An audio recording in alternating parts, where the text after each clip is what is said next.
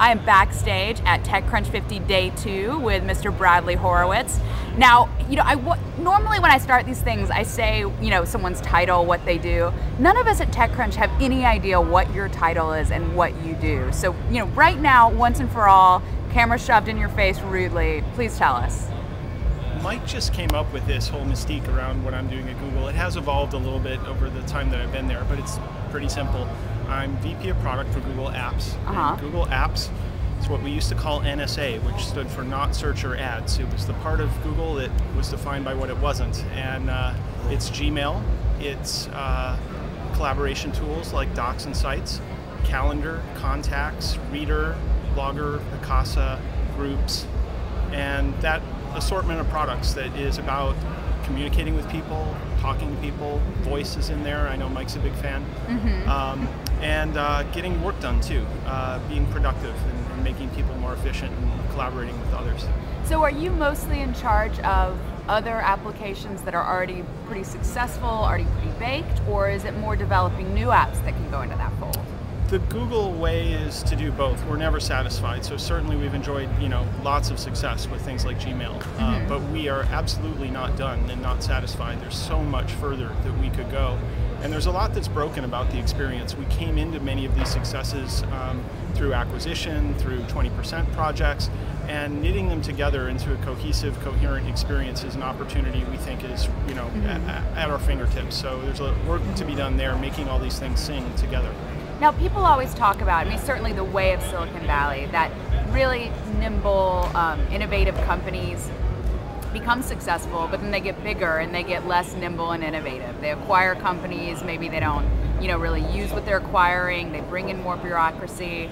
I know Google's done a good job of avoiding some of those laws of nature, but certainly, you can't avoid all of them. If you could wave your magic wand and fix one thing about the Google culture, about that big company sort of problem, what would it be? It's a great question. My role at Yahoo was defined by feeling there was a better way. I landed at Yahoo and I said, we can do better, come follow me. When I landed at Google, I looked around and basically said, there is no better way. This company has institutionalized and worshipped the qualities of innovation that I aspire to. So it's a great fit for me personally. And it's not a perfect company, but what I love about it is that it knows that. It's always in a state of learning, growth, evolution. So there's not this sense that things are stuck or immutable.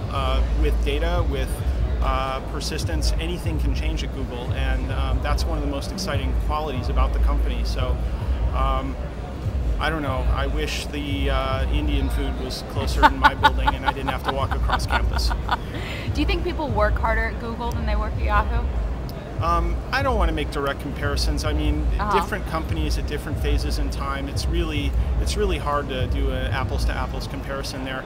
I loved my time at Yahoo, and I don't know that it would have been possible for many of the teams at Yahoo to work any harder. The Flickr team was an incredible example of what a small group of people could do and change the world. So I have nothing but nice things to say about Yahoo and my time there.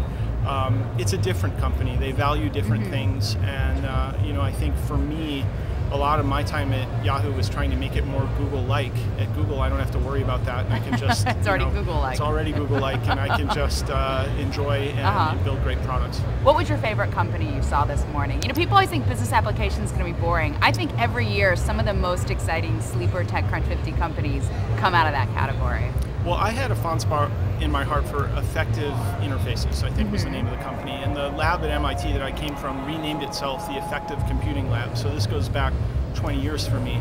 And understanding emotional response to computers is a rich area. It sounds hokey, it sounds science fiction-y, but I think that they're on to something that our computers need to listen. That computer interaction needs to be two-way. It's not just about pounding your fist on the computer and making it do what you want it to, but the computer needs to understand even things like my sentiment. Am I in a mood to get things done? Am I in a mood to browse and kind of let things flow record me.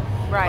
And computers aren't very good at this today. And there's just you're holding a camera. That camera has a sensor, and it my face and my intonation and my skin response and my heart rate tell a lot about how I'm feeling and what kind of person I am at this moment. So computers need to get smarter about that. So I don't expect it to be the next Google next year, but I think it's important primary research that will make the field of computing better.